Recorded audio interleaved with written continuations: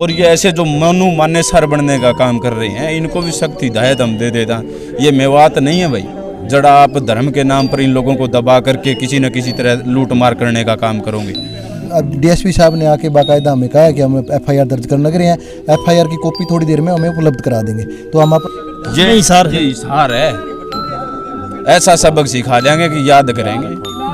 और गौर रक्षा के नाम पे जो दादागिरी जमा रहे हैं, जो अवैध वसूली करते हैं, उनको आपके चैनल के माध्यम से एक तरह की चेतावनी देते हैं कि भाई धक्काशाही नहीं चलेगी, ईमानदार। पे बाढ़सवंद से जब एंट्री आप लोग करते हो राजस्थान से, तो ऐसे ऐसे ये दलाल जो गौ माता के दलाल में इन लोगों को कहना चाहूँगा, जो उनकी मतलब जितने जी भी उनके ऊपर पैसा कमाने का काम करते हैं, दलाल 10-20 हज़ार रुपये लेकर के हरियाणा का बॉर्डर पार कराने का काम भी यही लोग करते हैं। सबसे बड़ा संदीप ढिंडवास हमारे साथ हैं, जो किसान आंदोलन का यहाँ नेतृत्व भी करते रहे हैं, और कोई भी जब मसला होता है किसी गलत के खिलाफ तो वो यहाँ खड़े रहते हैं। ये गाय वाला जो मसला है, आपको याद होगा कि एक बार पहले हमने स्टोरी की थी जनमंच ने, वो पशुओं की रखवाली करते हुए की, और बड़े तंग होते हैं रात को जब गेहूँ की फसल होती है, वो पशु चर जाता है, दूसरी फसल होती है। और दूसरी तरफ ये लोग हैं गाय के नाम पे किसानों को तंग करना, तो इसको कैसे देखती हूँ? देखिए, इसको हम इस तरह से देख रहे, कहीं ना कहीं सरकार किस है, ये ऐसे मतलब गांव में फजूले लोग हैं जिनको मतलब बेरोजगार होने के बाद सरकार ने हिंदुवादी झंडे दे करके, गौ रक्षा के नाम पे पिस्टल दे करके, गाड़ियों के आगे पीछे लोहे की गाटरी लगा करके मतलब गुंडे छोड़ रखे हैं, जो दिन दहाड़े एक आम किसान को जो मेले तक अपना व्यापार करता है या फिर अपना पशु ले जाने बेचने का काम करता है, जो जिसका पशु धन है, जो अपना रोजमर्रा की अपने बच्चों को पालने के लिए पशु पालता है, उसको लूटने का काम ये लोग करते हैं। रात को भी यही वाकया हुआ, इन लोगों ने किसान को गाड़ी रोक करके उसे जान से मारने की धमकियाँ दी, गोरक्षा के नाम पे मतलब पता नहीं अनाप शनाप बक्या। लेकिन उसके बाद किसान ने ये कहा, अभी मैं पुलिस ने बुला लिया अगर मैं गलत हूँ, लेकिन वो लोग तो सिर्फ तानाशाही और गुंडागर्दी दिखा करके पिस्टल किसान के ऊपर रख करके 10,000 रुपये की डिमांड भी कर रहे हैं, और कहीं ना कहीं उनको लूटने का तरीका एक ये इन लोगों ने बनाया। और गौ रक्षा के नाम पे मैंने आप पहले भी आए जब भी बताया था, पे बाढ़सवंद से जब एंट्री आप लोग करते हो राजस्थान से, तो ऐसे ऐसे ये दलाल जो गौ माता के दलाल में इन लोगों को कहना चाहूँगा, जो उनकी मतलब जितने जी भी उनके ऊपर पैसा कमाने का काम करते हैं, दलाल 10-20 हज़ार रुपये लेकर के हरियाणा का बॉर्डर पार कराने का काम भी यही लोग करते हैं। सबसे बड़े अगर तस्कर हैं तो यही लोग तस्कर हैं, जो गो भगत के नाम पर पिस्टल और गाड़ियाँ लेकर आपको बीच में बता देता हूँ, आज तक ने एक स्टिंग ऑपरेशन किया था मेवात में फिरोजपुर जिरका के डीएसपी का, और डीएसपी ने बाकायदा स्टिंग ऑपरेशन में माना था कि ये गौ रक्षक नहीं, ये गुंडे हैं, और इनको पैसा दे देते, गाड़ी उसकी निकलवा देते, और पैसा नहीं देते उसके साथ मारपीट करके ये हमारे यहाँ सौंप देते हैं। तो सर, इनका मैं एक बात कर रहा हूँ, जैसे नागौर का मेला है, बहुत बड़ा मेला, पहले मेला हमारे भी लगता था, कोई आप यहाँ प्रयास करो किसान संगठन की, ताकि यहाँ मेले लगे, और मेले लगे तो उनको पशु खरीदने जो किसान आता उनको भी आप सेफ्टी दे पाओ। देखिए, राजस्थान के किसान और किसान नेताओं ने, हनुमान बेनीवाल जैसे नेताओं ने मिल करके राजस्थान में मेलों को बहाल कराने का काम किया। आज नागौर जैसे इतने बड़े बड़े मेले जो नागौर की धरोहर बने हुए हैं, इन मेलों को वहाँ के स्थानीय लोगों ने लड़ लड़ करके जिंदा करे। नहीं तो ये आज की भाजपा सरकार जो कथाकथित हिंदुओं का ठेका लेकर के बैठी है, ये एक आम किसान मजदूर परिवार को तो हिंदू समझती ही नहीं। मतलब आज इस इतना आलम है इनकी मतलब कहर का कि एक आम परिवार को तो इनसे सर्टिफिकेट लेना पड़ता है कि भी मैं हिंदू हूँ या नहीं हूँ।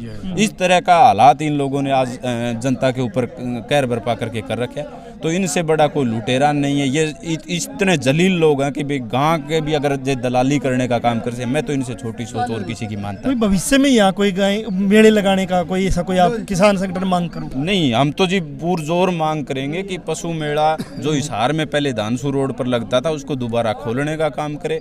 और ये ऐसे जो मनु मान्य सर बनने का काम कर रहे हैं, इनको भी सख्त हिदायत हम दे देता। ये मेवात नहीं है भाई, जड़ा आप धर्म के नाम पर इन लोगों को दबा करके किसी न किसी तरह लूट मार करने का काम करोगे। ये इशार है, ऐसा सबक सिखा देंगे कि याद करेंगे। तो संदीप, पूरे दिन का आप यहाँ रुके हुए हो, तो अभी डीएसपी से आपकी 2 दौर की वार्ताएं हुई हैं, क्या अभी फाइनल क्या फैसला हुआ? मोची वाले किसानों के जो बैल हैं गुंडागर्दी के तहत, अवैध वसूली के तहत पकड़ लिए थे गोरक्षा के नाम पे, सुबह से हमने यहाँ पर थाना सदर हिसार में धरना लगा रखा था। प्रशासन से लगातार बातचीत जारी थी। अभी डीएसपी साहब ने आके बाकायदा हमें कहा है कि हम एफआईआर दर्ज करने लग रहे हैं। एफआईआर की कॉपी थोड़ी देर में हमें उपलब्ध करा देंगे, तो हम अपना धरना खत्म करें। एक बार किसानों की लड़ाई की जीत हुई है। मतलब जो किसान जिसके बैल पकड़े गए थे उसको छोड़ दिया गया है या क्या? बिल्कुल उसको छोड़ दिया गया है, उसके बैल वापस कर दिए गए हैं और प्रशासन ने ये मान्य है कि हमसे बिना वेरिफिकेशन की हमसे ये गलती हुई है। हम फौरी तौर पर उनको, उन बैलों को और उस किसान को उसी टाइम छोड़ रहे हैं। गौ रक्षा के नाम पे जिन लोगों ने मतलब ये किया सब कुछ, उन पे एफआईआर दर्ज होगी क्या? आपने शिकायत दी है? हमने शिकायत दी है कि जान से मारने की धमकी, अवैध वसूली और एक तरह की डकैती, एकदम मतलब रोक लेना, इन सब धाराओं के तहत प्रशासन उन पर पर्चा दर्ज करने लग रहा है और हमें थोड़ी देर में वो एफआईआर की कॉपी हमें दे रहे हैं। भविष्य में भी आप तो ये किसान का एक मसला था मोचीवाड़े का और आप लोग आ गए इसके जानकार थे, भविष्य में ऐसी घटनाएं हिसार में या पूरा हरियाणा में कहीं न हो, क्योंकि मान लो बाढ़ का कोई किसान है, मेवात का कोई किसान है, यूपी का कोई किसान है, उत्तराखंड का किसान है, वो आपसे क्या मदद ले सकता है अगर आपके इलाके में इस प्रकार से? क्योंकि 3 दिन पहले इन्होंने गायें पकड़ी गई है, वो गायों का पता नहीं कहाँ नहीं है और ये लगातार ऐसी घटनाएं होती रही, तो उन किसानों के लिए कोई आपका टोल फ्री नंबर कोई ऐसा भविष्य में पगड़ी समाज? बिल्कुल, देखिए पगड़ी समाज जट्टा किसान संघर्ष समिति इस मामले में जो भी किसान, चाहे वो पशु अपना रिश्तेदारी में छोड़ने के लिए जा रहा है या फिर वो जो बड़े दूध की गायें हैं, जो बयान तैरते हैं, जो ब्याई हुए 20-20 लीटर दूध की गायें पकड़ लेते हैं, उन ये दादागिरी, जो हमारी इस दादागिरी के खिलाफ है, हम अपने किसान साथियों के साथ हमेशा खड़े रहेंगे और गौ रक्षा के नाम पे जो दादागिरी जमा रहे हैं, जो अवैध वसूली करते हैं, उनको आपके चैनल के माध्यम से एक तरह की चेतावनी देते हैं कि भाई धक्काशाही नहीं चलेगी, ईमानदारी से काम करो। जो किसान अपने बच्चे पशुओं को बेचकर पालने लग रहे हैं, उन ठीक तरीका काम करने दो और इस तरह की दादागिरी ना चलाओ, ये गलत है। मैं एक और पूछ रहा हूँ संदीप, जितनी भी घटनाएं हुई हैं लगभग आप हाईवे की देखोगे, हर 30-35 किलोमीटर पे एक टोल है, टोल से गाड़ियाँ गुजरती होगी, तो टोल पे पुलिस भी होती है। ये लोग कौन ऐसा हो गए कि जो ऐसे एरिया में रोकते हैं? सुनसान एरिया देखते हैं, सुनसान एरिया देख के उसे पैसे मांग लेते हैं, मतलब धक्का करते हैं पैसे लेने के लिए। किसान अगर पैसे नहीं देता है तो उसके साथ मारपीट करते हैं।